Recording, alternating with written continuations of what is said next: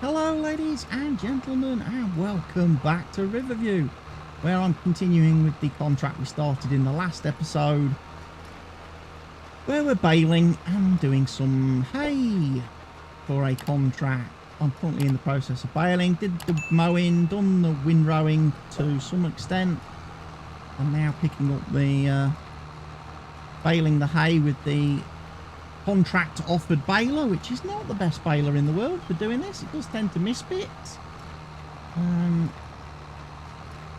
In hindsight now, I probably should have brought my own baler to do the job, because we want to miss bit.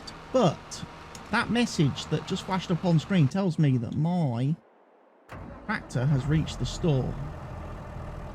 Very good. Because what we need next, of course,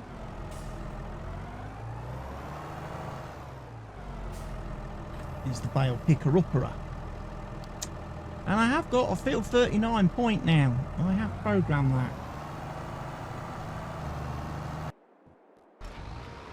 So he will drive to the field for me, and then we can pick up the bales.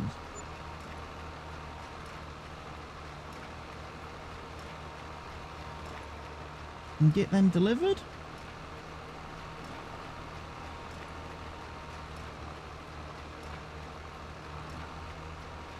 But yeah, definitely, I think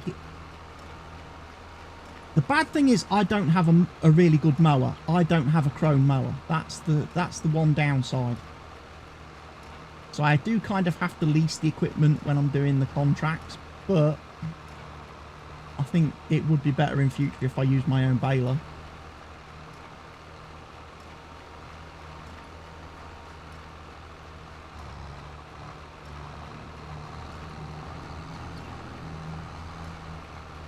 I do. I think it would be better.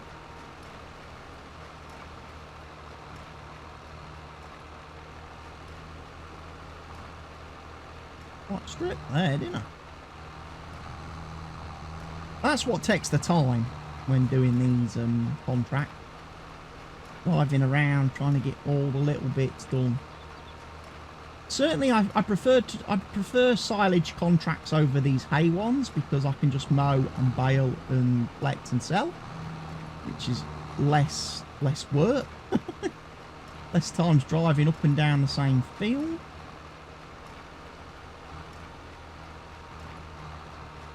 Why is my controller gone on? Because it's Monday, ladies and gents, and guess what happens every Monday? My batteries run out.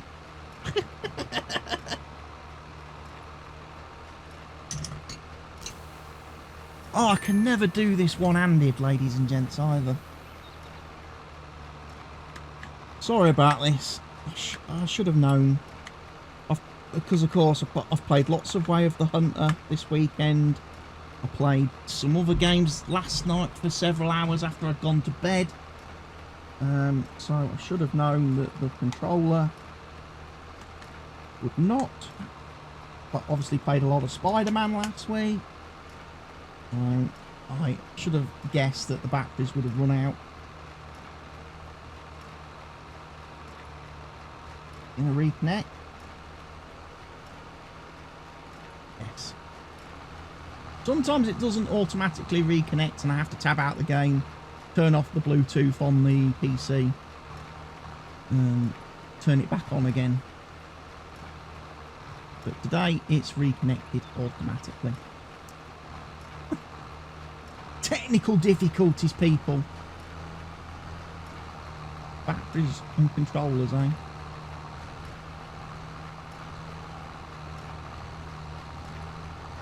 And I know there's going to be some people on the comments that say, why don't you play with it cabled, with the controller cabled, and then you wouldn't have to worry about charging it because it'd be powered via the powered directly from the PC.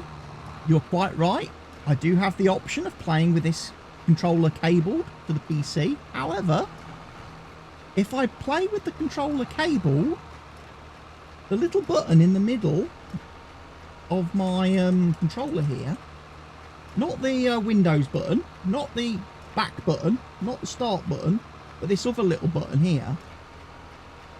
That is what I use to turn my GPS on and off. Okay.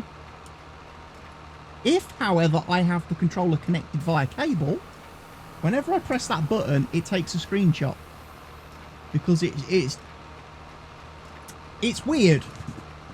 When I've got the controller plugged in via cable, the PC detects it and recognises it as being a Xbox One controller or Xbox 360 controller, whatever. So it applies generic default Xbox functionality to the controller, which means that button becomes the screenshot button, and I cannot change that any way, shape or form. However, when I have the controller connected via Bluetooth like I am now, it's recognised as a different device. It's not recognised as an Xbox controller. It's recognised as like a Bluetooth controller, generic Bluetooth controller thing. And therefore, I can actually program that button, that extra button, which is why, like I say, in game, that extra button on the front there does my GPS on and off. But I can, like I say, so that's why I prefer to play with the controller wireless, because I get to use that extra button. I can program it to actually do something in the game that's useful to me.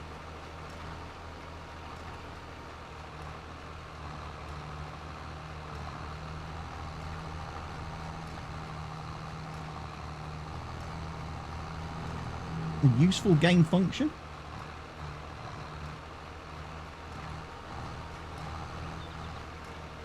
It does annoy me a little bit when you buy controllers for PCs that have like additional buttons and stuff, but you can't actually program them. It's like the Xbox Elite controllers, which have like the paddles on the back and stuff. You can't program them to do anything other than be duplicates of other buttons. And it's kind of the same on my if I get it, my Steam Deck here. My Steam Deck has 4 paddles on the back. You can program those to be any buttons you want, providing it's one of the buttons, either the X, Y, B, A, or left bumper, right bumper, left trigger, right trigger, you know? So it's not like you've got 4 additional buttons that you can have to program for extra things. Those paddles on the back of the Steam Deck have to be the exact same as one of the other buttons. And I think to myself, that is such a waste. Why do I want 2 buttons on a controller that do the exact same thing? I surely want buttons to do different things.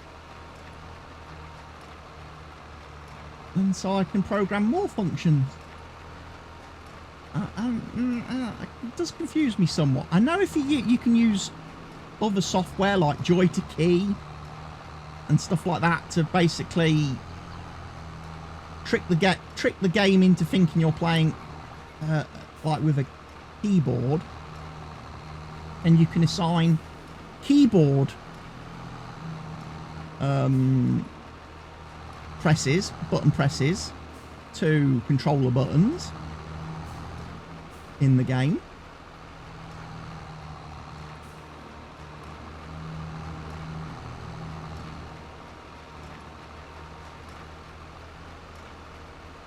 Or auto hotkey or something like that. Another piece of software you can use. Do it.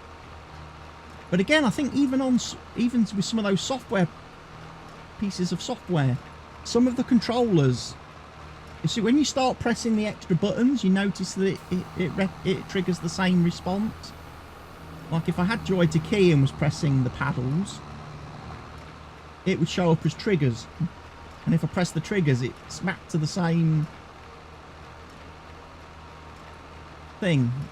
But there isn't a real way to separate them as being seen as separate buttons. Right, that is all of the grass baled at this point. We're just going to dispatch those. Again, all of this is rented equipment, so I'm just going to leave it over here. I'm not going to bother taking it back to the store because I'm too lazy.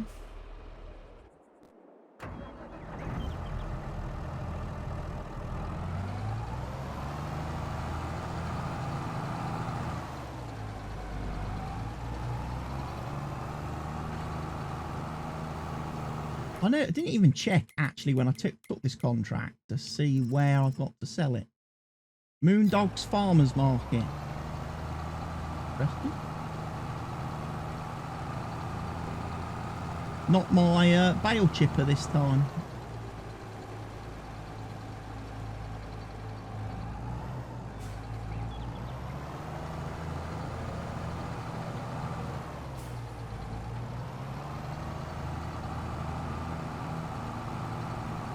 Not my bale chipper.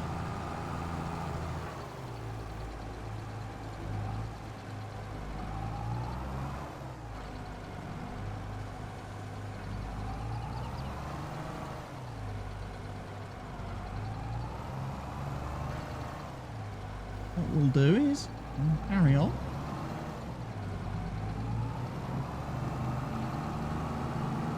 I think this holds what, 14 bales, is it? In the square variety.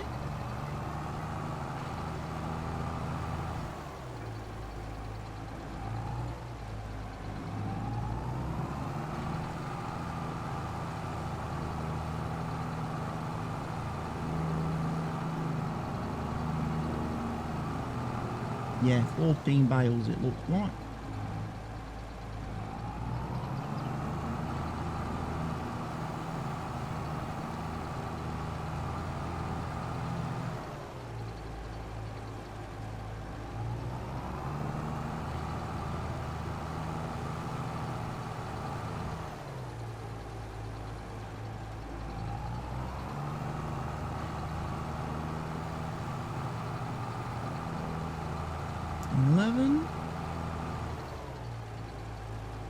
Well,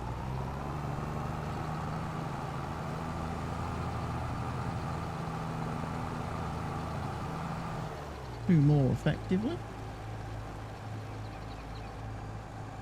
Where is Moondogs?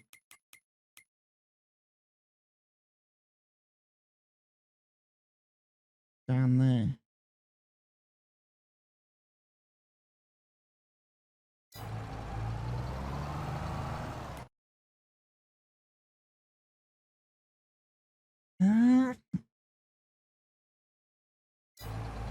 Not very easy to get to really from this location, is it? Doesn't matter whether I come out of the thing, drive all the way round the bottom, or whether I come out of the field and drive all the way back round the top. Moondogs is not easy to get to. Good job this contract pays a lot of money then, isn't it? Because I don't like having to drive long distances.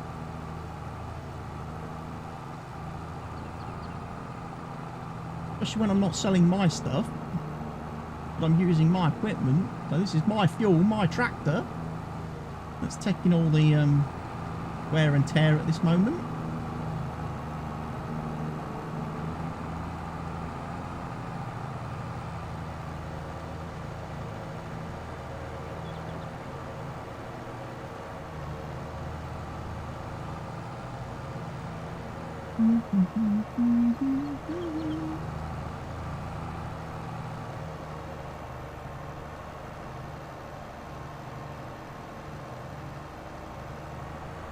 Down we go.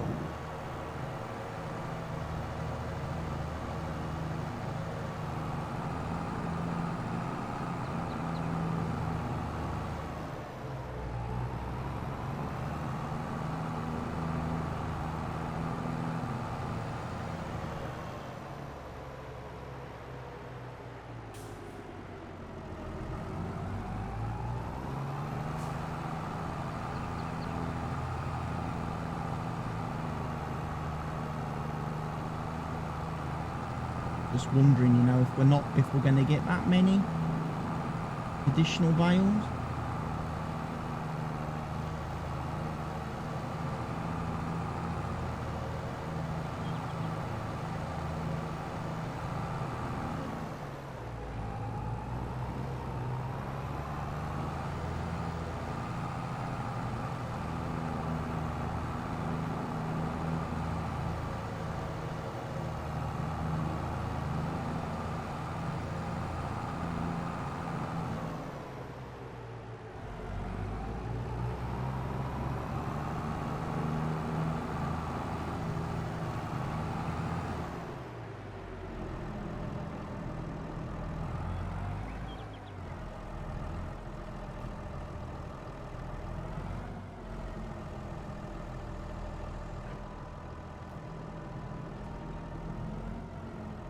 This is where we find out it doesn't actually unload here.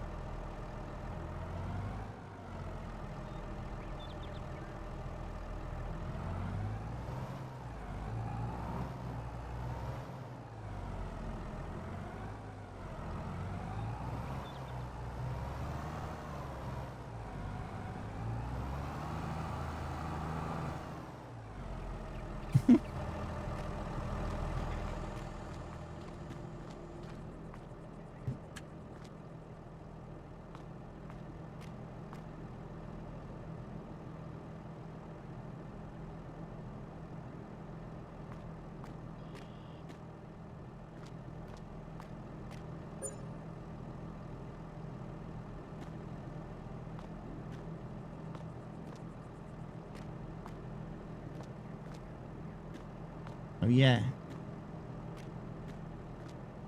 We'll remember that for next time then. Moondog's Bales is not the grill. It's not the grate.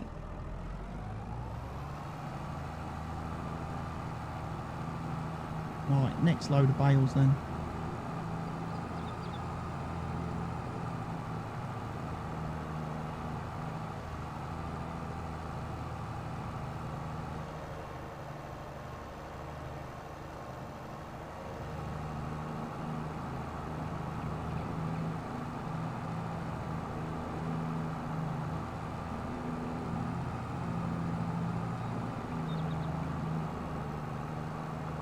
Mm-hmm. 79% completed. So how many bales is that likely to need? Total completion.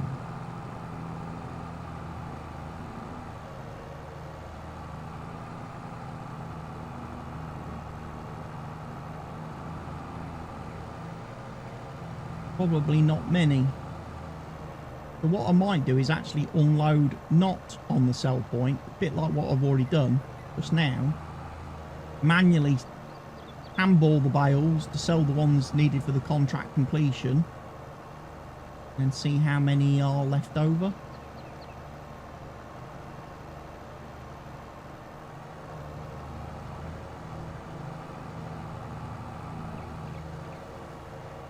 But I would like to take some back to the farm.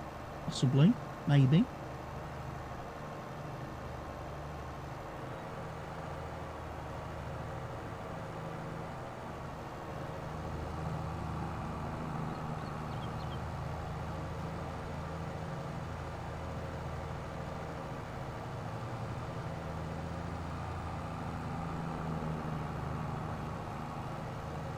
And we'll do a lot of driving.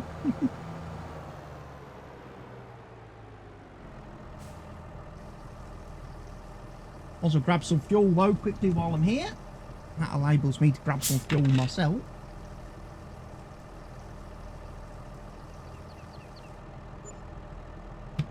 Mmm. Delicious. Warm. Not that nice. Not a big Pepsi fan. I much prefer Coca-Cola. Coke Zero. My preferred poison.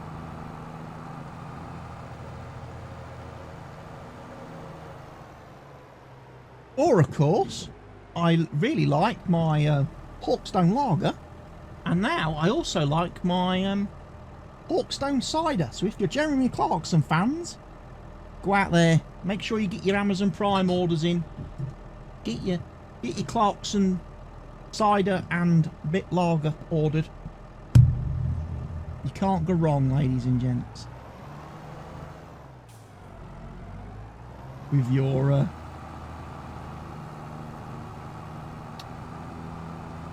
Diddly Squat Farm beer. I like the cider. The cider's very nice.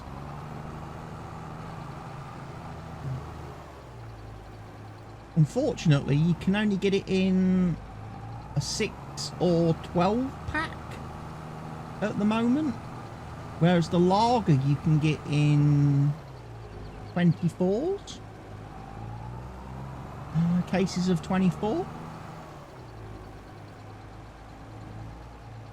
But I tell you what, when it comes packaged, the cider, it comes in a massive, great big box, and each of the bottles is like really well spaced out, so they don't get broken in transport. Because obviously Amazon drivers can be a little bit rough handling your deliveries. But yeah, certainly the cider, very well packaged and by lovely Hawkston branded bot. Jeremy ain't cheating, it ain't cheap. And I think the lager comes in a better box now as well. A branded box. When I first ordered it back at Christmas, it just come in like a normal brown Amazon. The bottles just came like normal brown Amazon box with like these like very cheap dividers. And I noticed on a lot of the early Amazon reviews, a lot of people were complaining about receiving broken bottles in their deliveries. So it looks like they've now actually got proper Hawkstone, and that it's obviously been the bottles are all being packaged in the brewery in proper Hawkstone branded packaging now, which is obviously purposely designed and made for the safe shipping of bottles of alcohol. So yes, go get your Hawkston lager. There's also the session lager. I've not tried the session lager. There's two. That's I just have the normal Hawkstone lager, but he's also released a session one, which I think is a lower alcohol content. I don't fully understand the reasoning behind that, unless it's so that people can have a long drinking session without getting really drunk. That's where the session bit comes in. For people who like to sit down and be social drinkers for several hours, they're not going to get blotted because they're actually drinking less alcohol in that 6 hours than if they were drinking the normal lager. I don't know. But like I say, I do like the cider, and I like the fact as well the cider comes in a 500ml bottle, proper man-sized bottle, whereas the lager comes in, is it 330? Yeah, 330. So basically it's equivalent of a can of pop. That's the equivalent of a can of pop, whereas the cider is almost a pint bottle.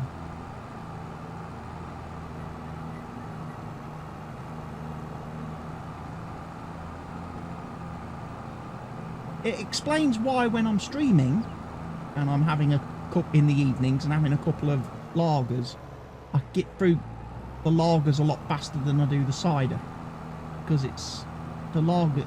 So the bottles are the equivalent of a can of their can size, and I can drink quite a few cans of pop very easily. You know, I can easily drink 3 or 4 cans of pop one after another. So yeah, explains why I seem to get through the lager bottles very quickly, because there's not a lot of content in them, whereas the cider bottle, that tends to last. In an evening stream I might only get through 2 bottles of cider, whereas with the lager I probably get through 6 in one stream. But I don't drink that frequently. It's probably once in a blue moon. So like probably once a month I'll do a stream where I'm having a couple of beers or a couple of ciders. I obviously can't drink too much during the YouTube videos like these, because YouTube has strict rules about that sort of thing. Alcohol and drug use when you're monetizing your videos. And now, really annoying, YouTube's done this change in the last couple of days where every time you upload a video now, you can't just tick do you want to monetize this video, yes or no. You now have to fill out a freaking questionnaire describing what is in your content. What is in your content, and if you've got any kind of references. So this video might not be monetized because I've been talking about beer. That's going to be bad, isn't it? If I get... Mow the grass in field 47 and dry it with a tedder and take it to Moondog's farm.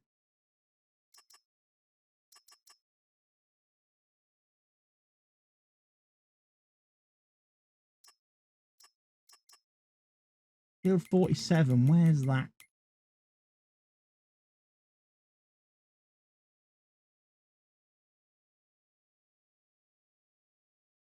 That's a little bit closer to Moondog's farm. 46, 45, 48, 47. Those are all grass field.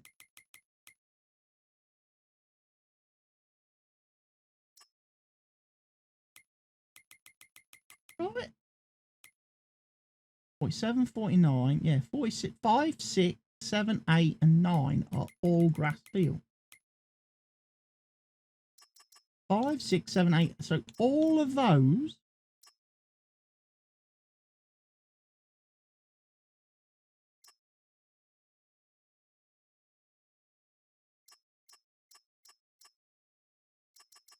right. Borrow.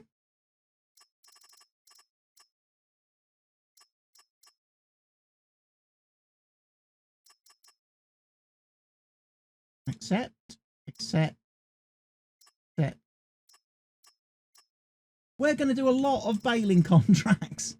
Bale, bale, bale. We've got one silage contract in there for a thing. The rest are all tedding contract for Moondog's Farmers Market. Right, what we are going to do though is we are going to send this guy back to the farm.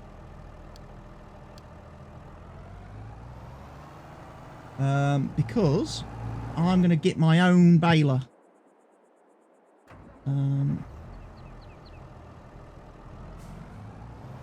My soybeans have been planted on field 15 and 16.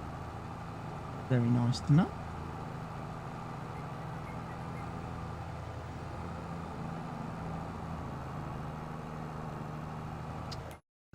Was there any sowing contract?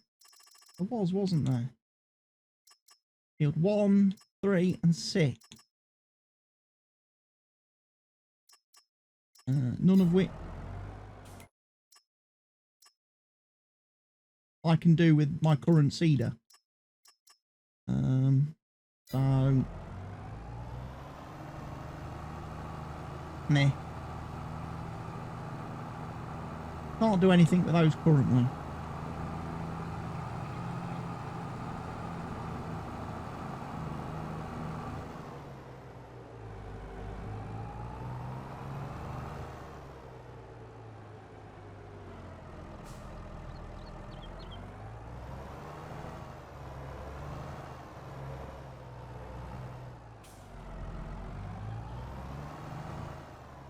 I'm hoping I've got some seed.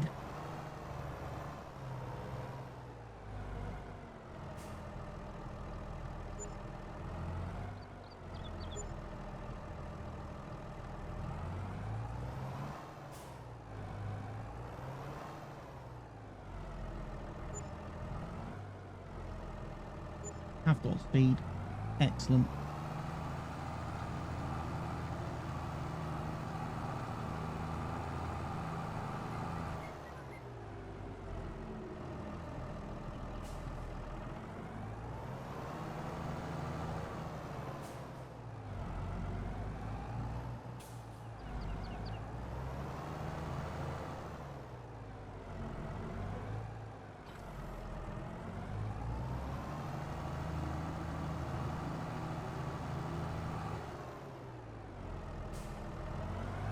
Going to need that baler as well, aren't I, at some point?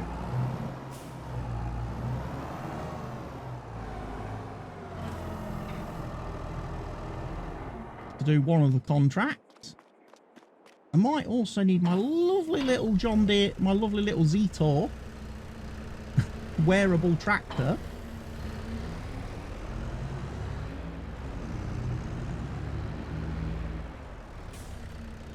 to do me windrowing.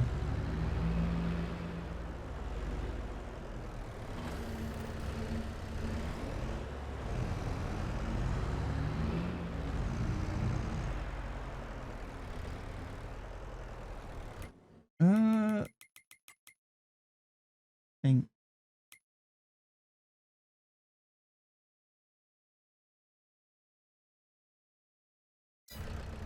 No, I don't need that, do I? Because I'm bringing the other tractor. I'm sending the other tractor to pick the, no, he's got, no, that's, no, the other tractor's coming for the baler. I do need the windrower. I'm getting myself all in a muddle. I do feel like I need a slightly bigger tractor than this.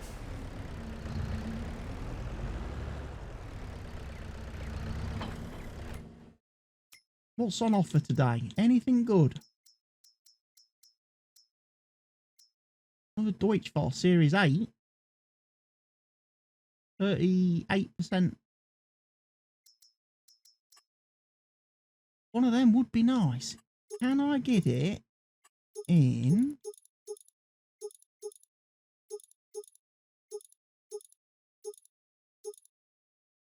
I could get it with narrows.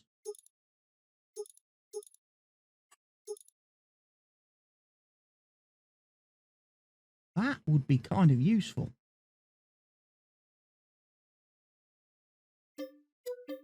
I'm going to buy one of them. I'm going to buy that then. Have a look. There's a Series 7 as well. I could have bought.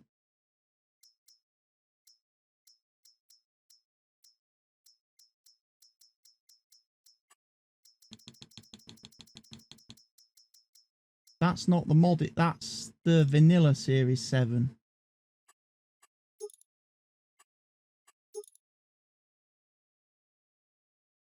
For 136 grand.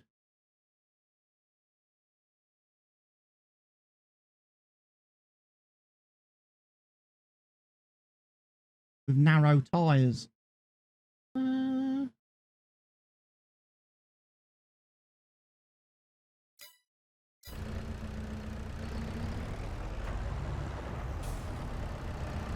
You know what? I'm gonna leave the Z-Tour here then, is what I'm gonna do. Because it is a little bit small and pathetic. It's great for mowing the grass. It is.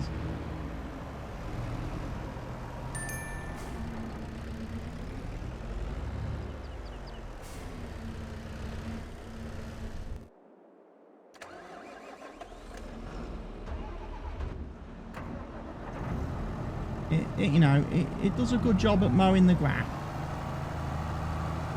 but it's not really practical for doing field work like what I'm about to be doing.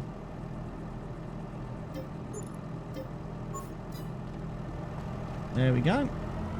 Nice repaint and repair job.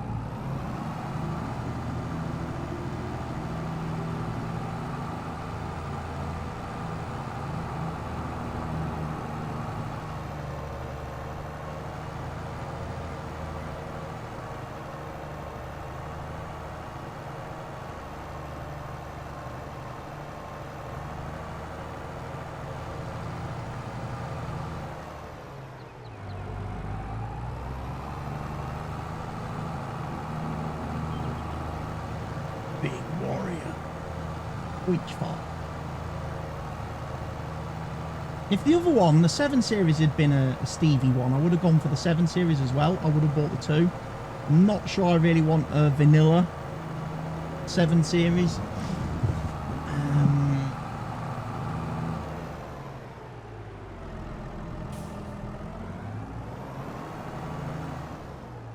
Not.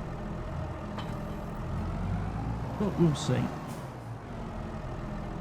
I need to set, obviously, this guy up with a few setting adjustments in.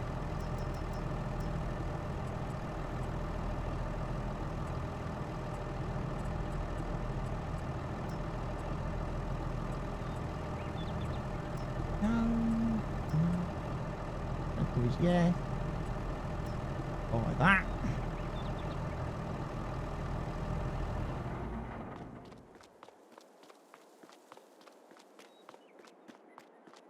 Take the big baler.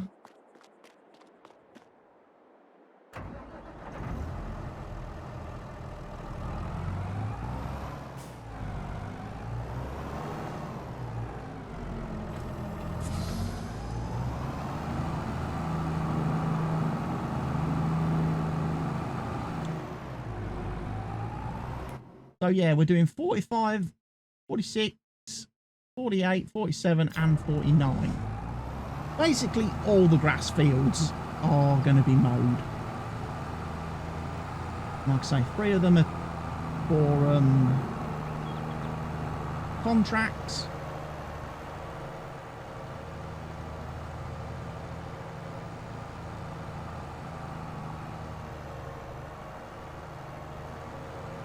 A lot of them are for tedding and hay. 1 is for silage. I must make sure I don't get them mixed up.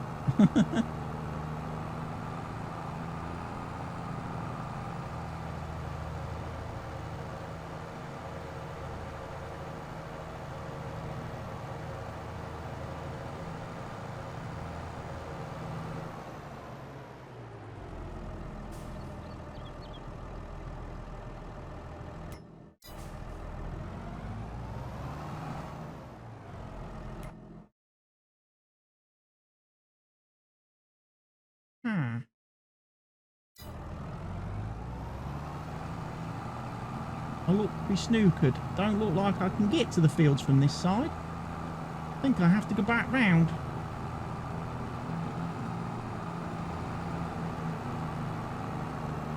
There's a big hill in the way.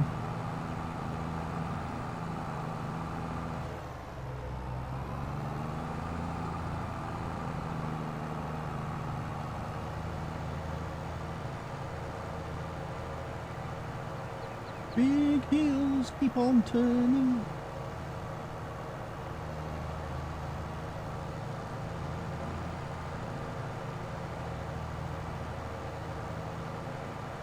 And I guess we go a lot far away from the store. Obviously, I'll need to grab my... when I do the silage baling with my baler, I will have to grab my bale loader.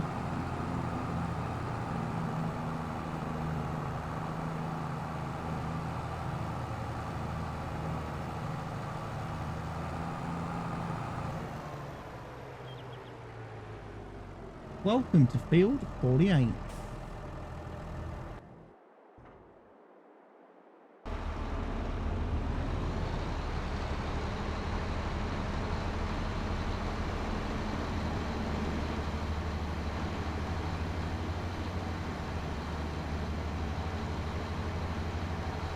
So yeah, I always tend to lease borrow the equipment for one of the that gives me the chrome. I do like the chrome mower. It does save you time having to do the whole windrowing aspect. It's also a decent sized mower, to be fair.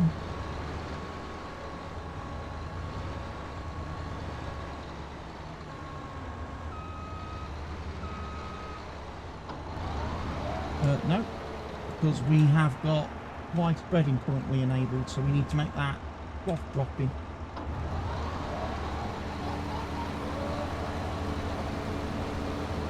We don't do wide spreading.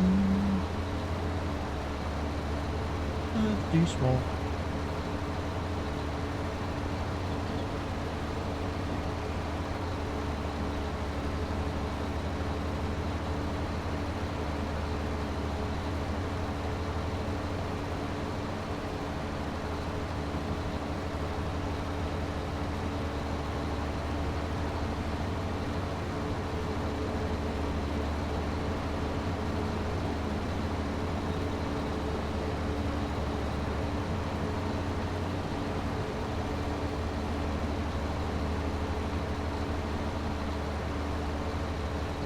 Slow this time.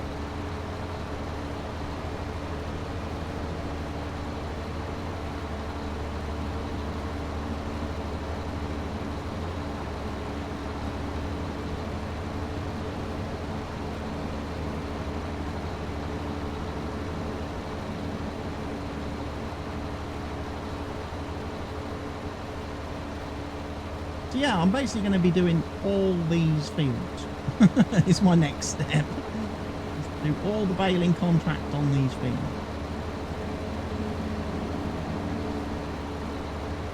That's a bunch.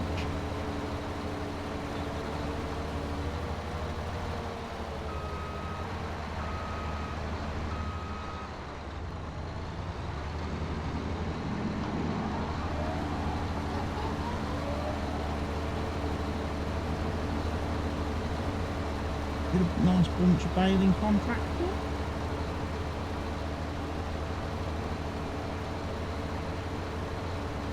Nice extra mower now.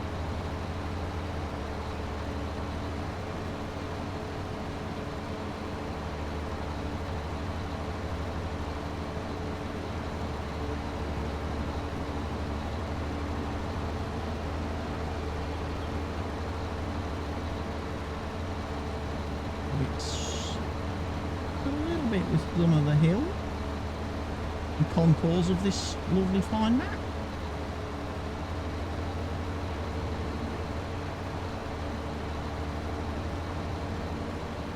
I do like that. I do like it when the fields aren't just flat pancakes. Makes the machines work that little bit harder. You have to, you know.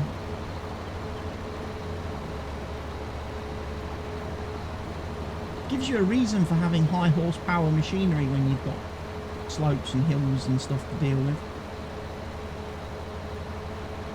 If maps are just flat, you can get away with using the absolute minimum horsepower machines to do everything.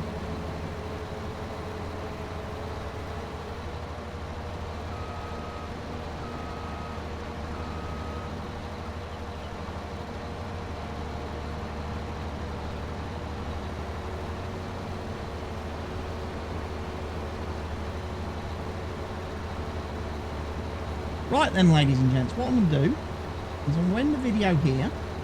I'm going to go round, mow all the fields for these contracts, and I'll get the header out, work out which of the fields I need to do the headering on, work out which field I need to send the baler, the silage baler to.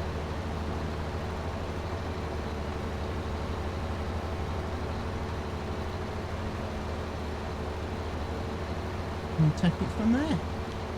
So ladies and gents, I will see you in the next episode of the series. And now from me, see Wally, it is goodbye. I will see you again very soon. Cheerio.